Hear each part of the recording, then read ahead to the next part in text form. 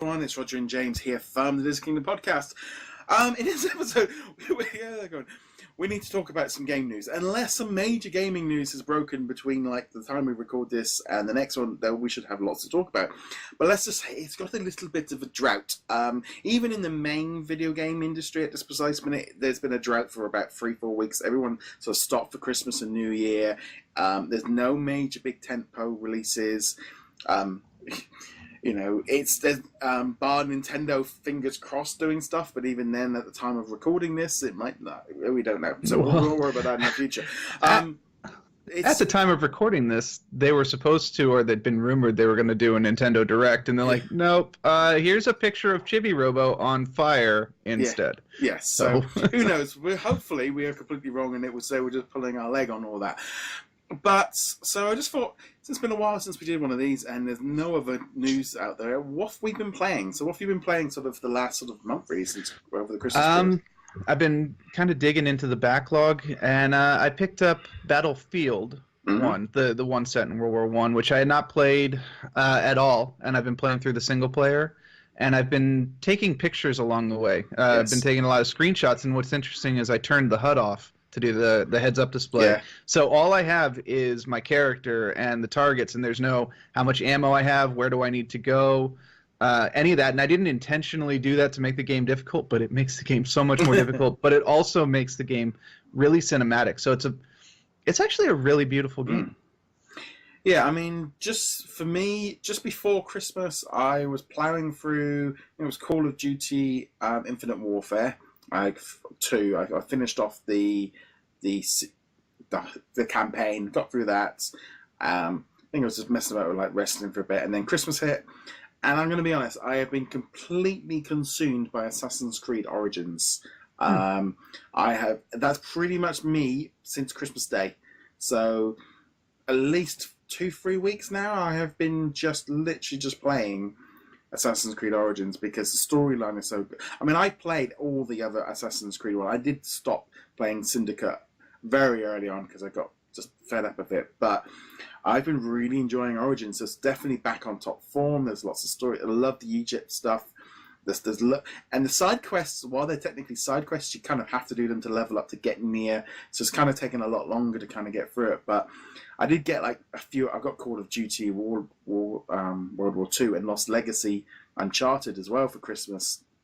So one of that. But also this week I have been playing a lot of Switch because I was away for a few days. So I'm going to be trying to get myself through some of my back catalogue. SteamWorld Dig 2 is one of them, as well as Rayman Legends 2 that I picked up just before Christmas, and even versus Super Mario Brothers. So I've had a little bit of a nice Switch week this week.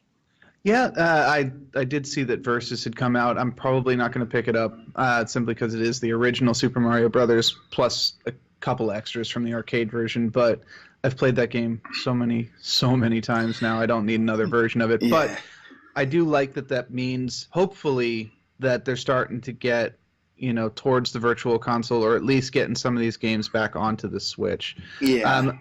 The Versus feels a little bit like, okay, we haven't really got it ready yet, so we're going to give you something. Because I got that one, and I brought the original Mario Brothers, the 2 arcade games, and even Versus Super Mario is a lot harder because they took away all the one hearts and all the one ups and stuff. But it's nice to sometimes just to pick it up, fire it, and especially if you're only playing for 5-10 minutes. But there's so, I mean, even with the Nintendo before Christmas, they were having like 15-20 releases. I actually I've been playing a lot of Pinball FX on the Switch because I did the Family Guy and also the Aliens versus Predator, which hopefully they'll have a review up for that this week as well, because that's my plan. So they've been like, it's very good when I sort of turn it sideways. I mean, I'll probably do like a proper episode on that eventually anyway. But that's been a lot of fun with the Switch. But Assassin's Creed's just been completely dominating my time on the PS4. Yeah, now I've rented Assassin's Creed Origin. I played it twice. It's a beautiful game. The graphics look fantastic. The landscaping fantastic. The setting is great. All that stuff. The the story looks good. I haven't gotten too far into the story. Obviously, renting is not the best way to experience a story in a game like Assassin's Creed. But I've got to say this: the combat system in Assassin's Creed Origins, I can't stand it.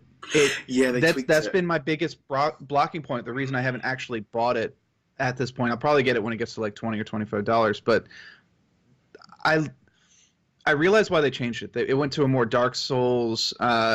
You've got to be more engaged in the combat. Yeah. But my preference is that old pseudo quick time event timing, block counter, etc. that the old Assassin's Creed did, that Shadow of War has, that the Batman Arkham games have. That's my style. Yeah, I mean, it used to have to be a much more of kind of, it would hit the third or fourth strike, and that would be it. And you would have the timer event to flash up to jump out the way, and you turn around and stab him in the back, or you would be able to counter and just take him out in one. This one's a lot. They've kind of got rid of that one. You can do the sort of the stereotypical knife, but it's you have to really kind of have to sneak up and stuff.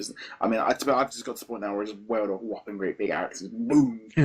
I've got to be honest, it's very brutal. It's about as un-Disney-fied as a kind of a. Sometimes, as I think that thing as well, as an adult, you kind of need that little palate cleanser every now and again. Just jump between that and Rayman. Yeah, there's definitely, not just for that game, but just in general, sometimes you've got to play something more mature, more adult.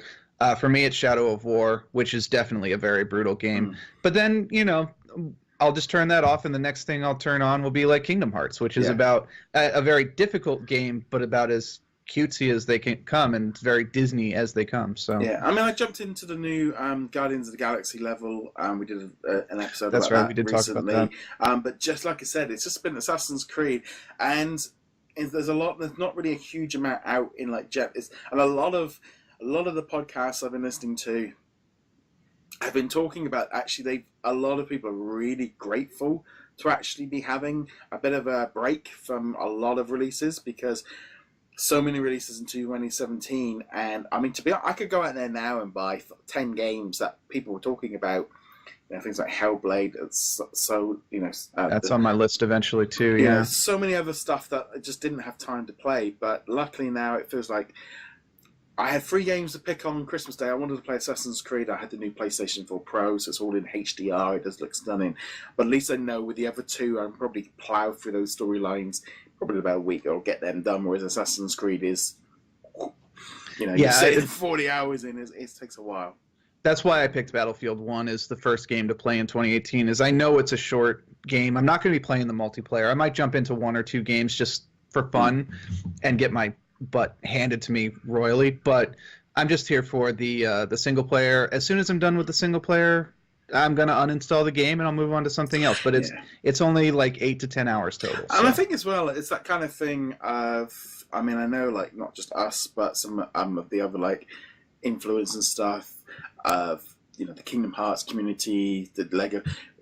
Sometimes as well, there's an expectation that we just play one game continuously, but sometimes it's like we need to play other stuff and also you need to play other stuff so you can compare things, because if all you're comparing things to are sort of licensed, sometimes average games, you're not really seeing and going, hold on a minute, you can do a lot better than this.